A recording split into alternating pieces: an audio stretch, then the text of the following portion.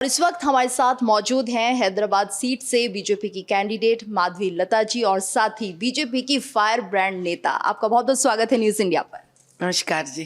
तो मैम, आप जिस तरह से हैदराबाद से चुनाव लड़ रही हैं, चुनौती काफ़ी बड़ी है आपके सामने ओवैसी हैं और ये देखिए ओवैसी का गढ़ माना जा रहा है इतने लंबे समय से। तो क्या माधवी लता ओवैसी के सामने टिक पाएंगी? गढ़ इसीलिए हुआ है क्योंकि आपने मई 13 तारीख को देखा था मैं जिस प्रकार से लड़ रही थी। ऐसी कौन सी बड़प्पन है भाई कि आप वहाँ के प्रशासन से हाथ मिलाकर, पुलिस को भी अपने कब्जे में लाकर, वहाँ के सारे न्याय दिलाने वाले हर डिपार्टमेंट को भी आप खराब कर कर उसको आपके कंट्रोल में लाकर आप चुनौती लड़ रहे हो, तो वो लड़ने का बात कहाँ हुआ है? वो तो कब्जे की बात हो गई ना। वैसे कब्जे वाली जीत कोई जीत होती है? वह जीत नहीं होती है, वो अन्याय होती है। इसलिए अब की बार देख लेते हैं ये अन्याय कितना निर्मूल भी हो जाएगा। बिल्कुल। अच्छा, एक बात और बताइए मैम कि आपकी छवि एंटी मुस्लिम है, क्या ऐसा है? क्या आप मुस्लिम विरोधी हैं? किसने कहा मेरा छवि एंटी मुस्लिम है? अगर एंटी मुस्लिम होती तो मैं इतने सालों से पसमंदे औरतों से मैं कैसे काम करती? अगर मेरे छवि एंटी मुस्लिम होती है तो मैं वो सारे पसमंदे लड़कियों, मुसलमान लड़कियों के लिए फीस क्यों पे करती? अगर मेरे छवि एंटी मुस्लिम होती है तो मदरसों में मैं बच्चों को खाना क्यों भिजाती हूँ, कंबल क्यों भिजाती हूँ, मेडिकल कैंप्स क्यों करती हूँ? अगर मेरा छवि एंटी मुस्लिम होती है तो 1008 फ्री नॉर्मल डिलीवरीज में क्यों डिक्लेयर करती हूँ, जिसमें 70% से ज़्यादा पसमंदे मुसलमान औरतें उसका फ़ायदा उठाई हैं। अच्छा, एक जो बात आ रही है वो ये है कि रामनवमी में जो तीर आपने चलाया था और मस्जिद पर जाने की बात कही थी, शायद उससे इस छवि को और बल मिलता है। एक ही बात कहती हूँ मैं आपसे कि क्या आप किसी ने धनुष देखा मेरे हाथ में? क्या किसी ने उस दिन बाण देखा मेरे हाथ में? अच्छा, जो तीर था नहीं, जो धनुष था नहीं, वो एक त्योहार का माहौल था। और जब वो चलाने वाला एंगल था वो तो आसमान में जाएगा, तो ये आसमान में फिर कर वो मस्जिद के पैसा कैसा जाएगा? हाँ, आप मोबाइल किसी भी दिशा में लेके जाकर दिखाना चाहते हो तो मस्जिद ही नहीं भाई, वो आसमान के अंदर चांद के ऊपर भी दिखा सकते हो आप। यही तो कह रही हूँ ना। इसी प्रकार से असदुद्दीन एएमआईएम वाले घुमा फिरा कर जब इनके पास मुद्दे नहीं होते हैं, तरक्की के मुद्दे नहीं होते, जिनके पास मैनिफेस्टो नहीं होते, बस यही तो काम करते हैं ना। घुमा फिरा कर हर अच्छे काम का, हर उस तरक्की का काम का, हर त्योहार के माहौल को ये लोग भड़काऊ भाषण में लेके आकर फंसा देते हैं। और अब के बाद नौजवान फंसने वाले नहीं है इन सारी चीज़ों में। बिल्कुल। और ये देखिए कि जो ओवैसी वो लगातार यही सवाल उठा रहे हैं कि अगर आप सत्ता में आ गए या बीजेपी सत्ता में आती है तो जितनी मस्जिदें हैं उनके ऊपर भी तीर चला दिए जाएंगे। तो फिर उन 2 मस्जिदों का क्या जो असदुद्दीन ने केसीआर के साथ मिलकर तेलंगाना का सचिवालय बनाने के लिए तोड़ डाले? उन मस्जिदों के बारे में क्या जो डॉक्टर राजशेखर रेड्डी के तहत कांग्रेस से मिलकर असदुद्दीन ने तुड़वाकर एयरपोर्ट बना दिए?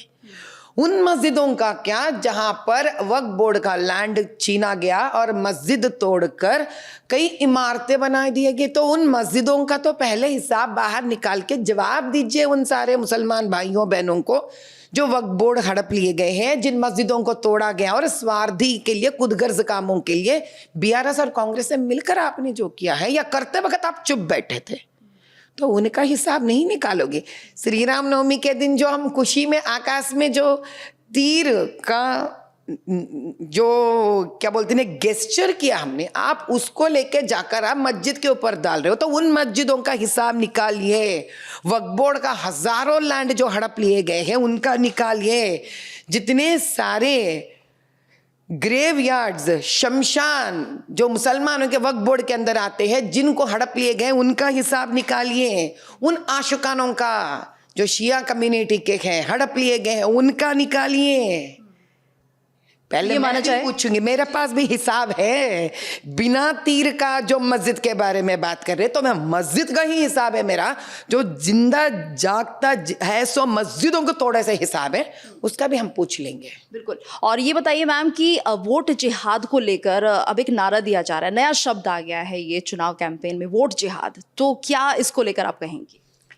भाई ये लोग को साफ और एकदम सीधा साधा लड़ाई लड़ना नहीं आता है, क्योंकि इनको पता है जिस अन्याय इन्हें खुद के कौम पे किए हैं, जिन अन्याय अकबरुद्दीन और असरुद्दीन जी ने खुद के कौम पे, मुसलमानों के औरतों पर, नौजवानों पर, सभी शिया कम्युनिटी रहने दीजिए, बोहरा रहने दीजिए, अहमदियास रहने दीजिए, महदवीज रहने दीजिए, अरब्स रहने दीजिए, इन सारे लोगों पर जिन अन्याय इन लोगों ने किया है उसका उनको डर है, उनका हिसाब उनको देना पड़ेगा अल्लाह ताला को।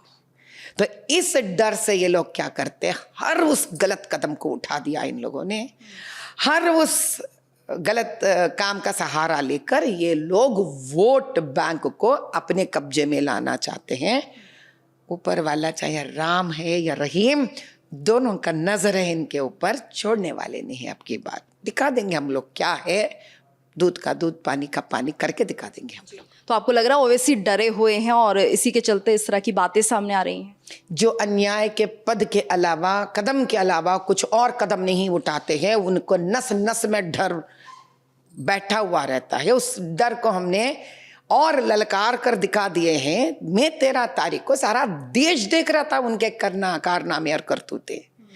आप यकीन नहीं करते हुए, एक बच्चा जो मलकाजगिरी कॉन्स्टिट्यूएंसी का कॉर्पोरेटर है, उसने बस यही पूछा अपने फेसबुक में कि भाई आप लोग इस प्रकार रिगिंग हो रहा है तो जवाब नहीं दे रहे हो आप।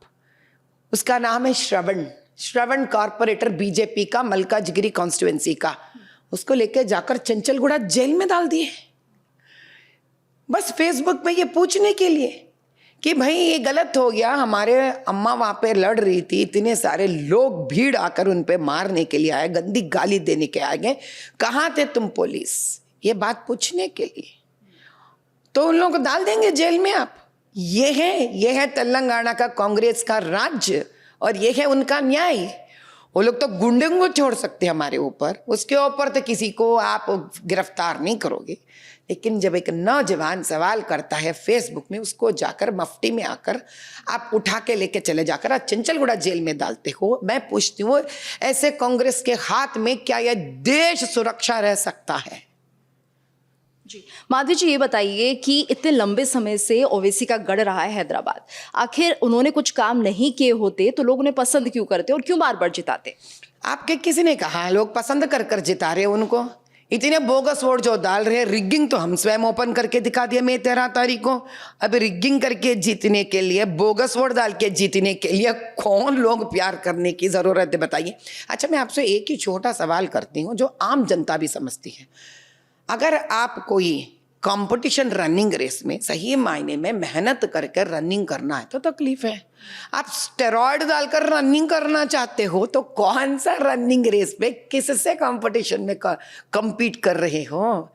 जैसे गलत स्टेरॉइड डालकर एनर्जी लाकर आम जनता जो मेहनत कर कर कंपटीशन में रनिंग को आती है, कोई स्टेरॉइड लेकर अगर रनिंग करता है और बोलता है अरे मैं जीत गया, मैं जीत गया, मैं जीत गया, यही तो है ये जीत भी, यही तो है ये जीत।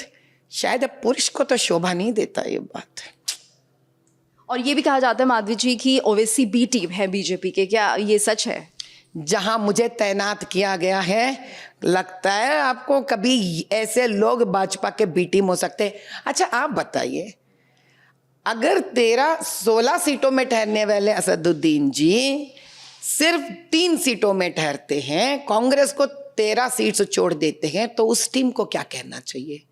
बी टीम कहना चाहिए, ये टीम में मर्ज्ड कहना चाहिए? कांग्रेस में मर्ज हो गया या कांग्रेस का बी टीम हो गया?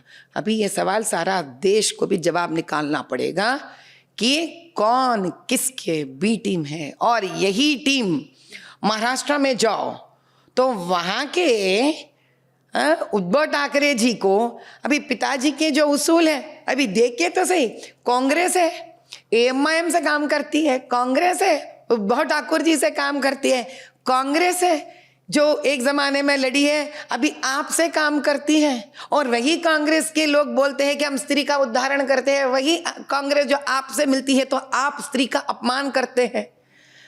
अभी लोगों को आंख भी खोलना चाहिए, दिमाग भी खोलकर सुनना चाहिए, समझना चाहिए इनका चक्रव्यूह क्या है। पढ़िए मत इस चक्रव्यूह में, अभिमन्यु मत बनिए, अर्जुन बन के बाहर निकलिए। मुस्लिम महिलाओं के लिए बहुत काम होना है हैदराबाद में, क्या आपकी प्लानिंग है, क्या करेंगी? बहुत कुछ करना है, बहुत कुछ करना है। इतना अन्याय हो रहा है मुस्लिम औरतों के साथ, ना पढ़ाई है बेचारों के पास, ना घर आवास है रहने के लिए, ना उनके पास आर्थिक स्तर पर कुछ भी नहीं है उनको। और नौजवान लड़कियां जो पढ़ना चाहती है तो उनके पास आर्थिक रूप में जो उनके मदद नहीं है, इसकी वजह से जल्दी उनके शादियां हो रहे हैं और बहुत ही गरीब घरों में हो रहे। तो ये 4 मुद्दे हैं जो बहुत ही इम्पोर्टेंट, हमें बहुत ही मुख्य बात है। ये 4 है कि पहले नन्हे मुन्ने गरीब पसमंदे मुसलमान बच्चों के, वैसे तो हिंदू बच्चों के लिए भी है, क्योंकि आप सवाल मुसलमानों के बारे में पूछे तो मैं उनके बारे में कह रही हूँ। उन सारे बच्चों को मैं फ्री एजुकेशन दिलवाने का 100% मुझे कुछ ना कुछ करना ही पड़ेगा और मैं करूँगी। दूसरी बात, उन सारे औरतें जो पढ़े लिखे नहीं हैं, जिनके कंधों पर जिम्मेदारी है परिवार को आगे निकालने की, खाने की, पढ़ाई की या सेहत की, और उन औरतों को जो बेवा है और पति ने छोड़कर चले गए ट्रिपल तलाक के वजह से, उन सारे औरतों के लिए हम हुनर सिखाएंगे। हुनर सिखाकर मैन्युफैक्चरिंग यूनिट्स लगवाना चाहते हैं वहाँ पर, तुरंत जितनी जल्दी हो सके उतनी जल्दी, ताकि घर का रोजी रोटी शुरू हो जाए उनको बिना कोई सोचे। तीसरी बात यह है उनका स्वास्थ्य के लिए हम बस्ती दवाखाना शुरू करना चाहते हैं, जो प्रधानमंत्री मोदी जी के मैनिफेस्टो में भी है, वो हम करना चाह रहे। उसी प्रकार से प्रधानमंत्री मोदी जी के मैनिफेस्टो में नया घर दिलवाने के आवास योजना जो है, उसके तहत भी हम इन लोगों को घर दिलवाना चाह रहे। इनके अलावा नौजवानों के लिए, लड़कियों और लड़कों के लिए हम नौकरियों का इंतजाम भी करना चाह रहे हैं। किसी प्रकार का अगर उनमें कोई हुनर कम होती है तो उसका भी हम लोग, जैसे कि इंटरव्यूज में जा नहीं पाते ये बच्चे, अच्छे प्रकार की अंग्रेजी बात करने पाते और उनमें एक प्रकार का कॉन्फिडेंस बहुत कम हो जाती है, तो इनको भी हमको बिल्ड करना पड़ेगा, जो मैं करूँगी। क्योंकि मैं कॉर्पोरेट वर्ल्ड से आई हूँ, मुझे 100% मालूम है ये कहाँ मार खा रहे हैं।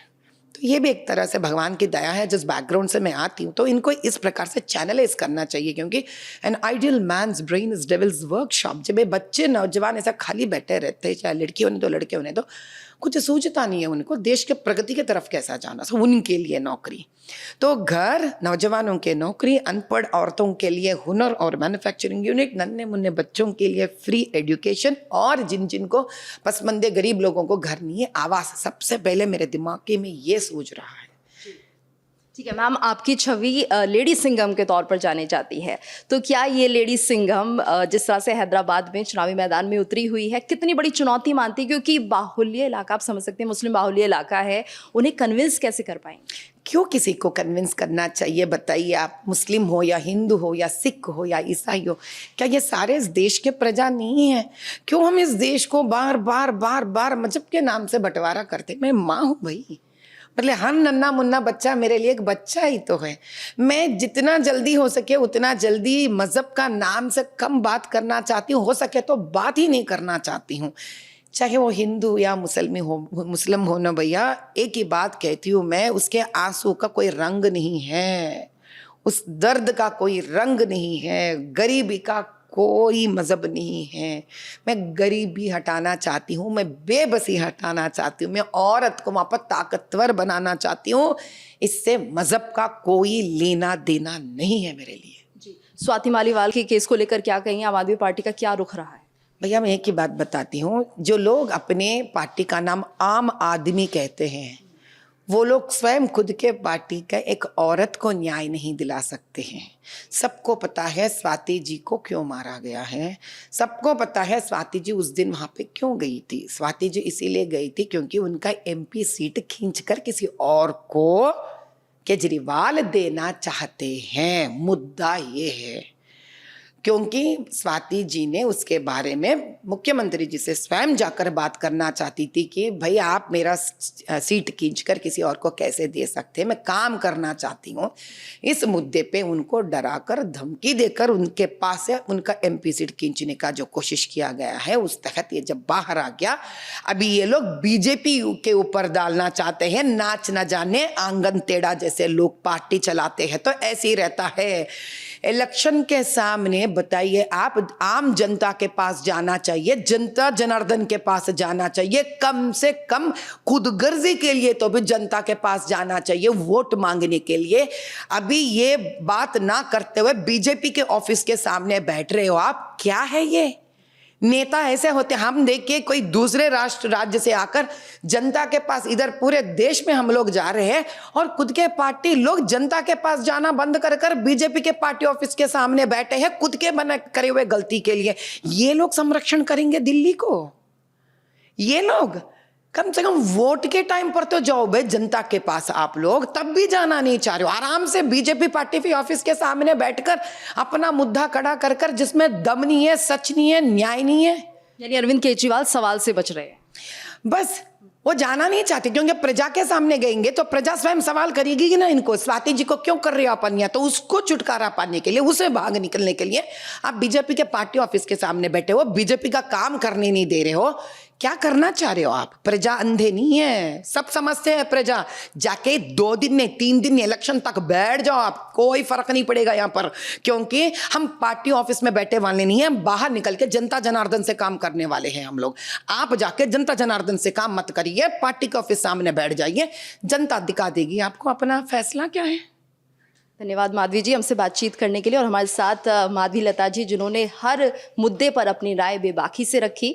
मैं गीतू चौहान, कैमरा पर्सन भूषण के साथ, न्यूज़ इंडिया के लिए।